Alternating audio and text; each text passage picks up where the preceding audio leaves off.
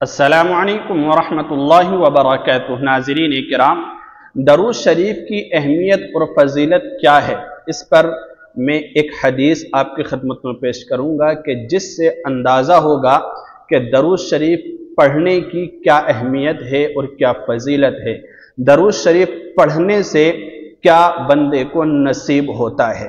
اسی طرح جو درود شریف کا اہتمام کرنا چاہیے وہ کتنا پڑھنا چاہیے، درود شریف کو کتنی مرتبہ پڑھنا چاہیے اور کس کس وقت پڑھنا چاہیے، یہ بھی میں حدیث شریف کی روشنی میں آپ کی خدمت میں پیش کروں گا۔ اور اسی طرح میں آپ کو دو درود شریف کچھ ایسے بھی بتاؤں گا کہ جس کے پڑھنے پر اللہ کے نبی علیہ السلام کی طرف سے بڑے بڑی نعمتوں کا وعدہ ہے، دنیا میں اور آخرت میں بھی۔ تو آئیے میں پیش کرتا ہوں۔ دیکھیے، درود شریف کی فضیلت اور اس کی اہمیت سے کسی کو کوئی انکار نہیں ہے۔ اس کی فضیلت کے لیے اتنی بات کافی ہے کہ اللہ تبارک و تعالی نے اس کا تذکرہ قرآن کریم کے اندر کیا ہے۔ اللہ تبارک و تعالی خود نبی علیہ السلام پر درود بھیجتا ہے، فرشتے بھی نبی علیہ السلام پر درود بھیجتے ہیں۔ اور یہی نہیں، اللہ تبارک و تعالی نے درود شریف کو نماز جیسی اہم عبادت کے اندر رکھا ہے، چاہے وہ کوئی بھی نماز ہو، فرض ہو، واجب ہو، سنت ہو، نفل ہو، حتیٰ کہ نماز جنازہ کے اندر بھی درود شریف کو رکھا ہے۔ تو اس کی فضیلت کے لیے تو اتنا ہی کافی ہے، لیکن پھر بھی آپ ایک اور حدیث سنتے جائیں۔ حضرت عبداللہ بن مسعود رضی اللہ عنہ سے روایت ہے کہ رسول اللہ صلی اللہ علیہ وسلم نے ارشاد فرمایا، قیامت کے دن مجھ سے قریب ترین میرا وہ امتی ہوگا جو مجھ پر زیادہ سے زیادہ درود شریف بھیجنے والا ہوگا، یعنی مجھ پر زیادہ سے زیادہ درود پڑھنے والا ہوگا۔ تو دیکھیے کتنا بڑا انعام ہے جو بندے کو آخرت میں نصیب ہوگا۔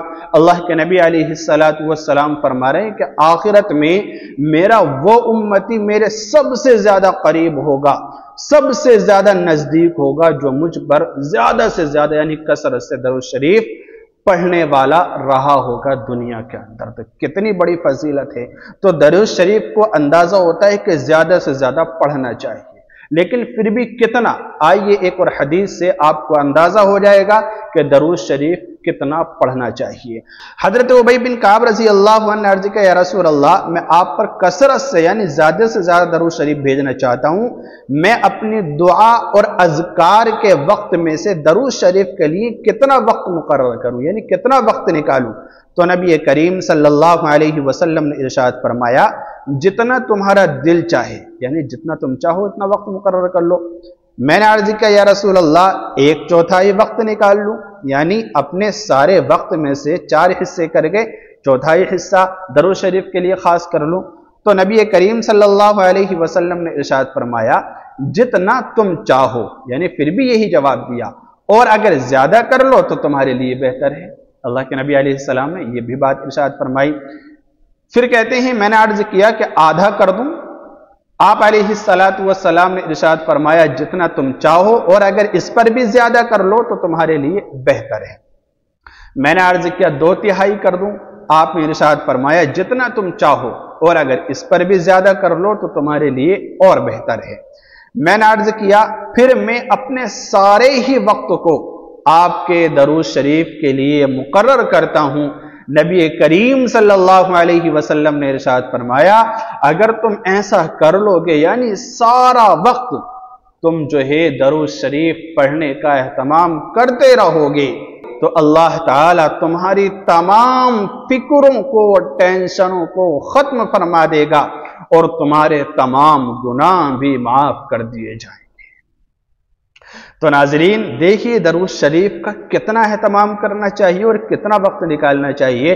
اللہ کے نبی علیہ السلام کی اس روایت سے صاف اندازہ ہو جاتا ہے کہ انسان کو اپنی زندگی کا زیادہ سے زیادہ حصہ جتنا ہو سکے درود شریف پڑھنے کا اہتمام کرنے کے لیے نکالنا چاہیے، جتنا ہو سکے۔ اور اگر سارا ہی وقت وہ درود شریف پڑھتا رہے، جو عبادات فرض ہیں اور جو واجبہ ہیں ان کے اہتمام کے ساتھ ساتھ، تو پھر تو یہ بہت ہی اعلیٰ چیز ہے۔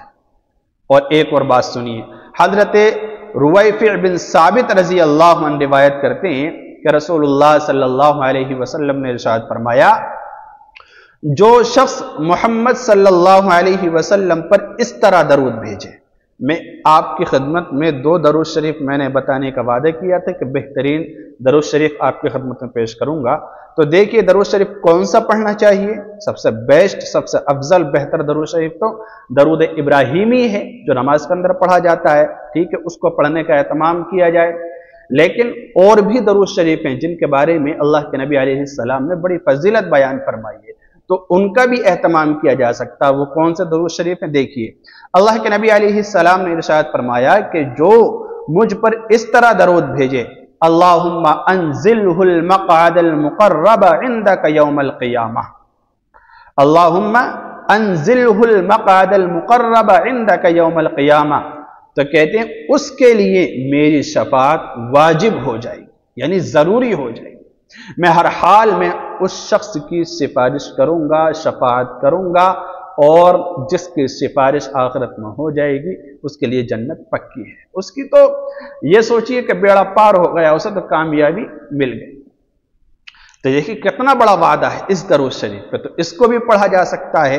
और एक और दरूद शरीफ देखिए, हजरत अबू हुमैद साअदी रजी अल्लाह अन्हु से रिवायत है कि सहाबाए किराम रजी अल्लाह अन्हुम ने अर्ज़ किया, या रसूल अल्लाह, हम आप पर किस तरह दरूद भेजा करें।